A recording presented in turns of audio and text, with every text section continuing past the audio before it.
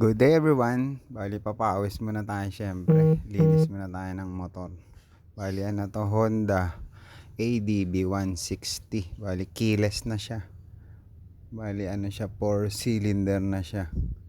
Kaya medyo mabilis na siya. Scooter type na adventure. Pwede pang adventure trip dia. Ayan na, linis lang tayo kasi puti siya, kailangan lagi malinis. Lagyan din natin siya ng wax pagkatapos linisin. Sarap gamitin eh. Magaan lang siya. Medyo mabilis. 160 na kasi. Sarap din magpapawis eh. May exercise pa. Bago para gagamitin na bukas. Pampasok sa trabaho. Para kahit maarawan siya, merong wax na protection sa pintura. Bale, thanks for watching. Don't skip ads. Maraming salamat mga followers sa pagsuporta nyo araw-araw.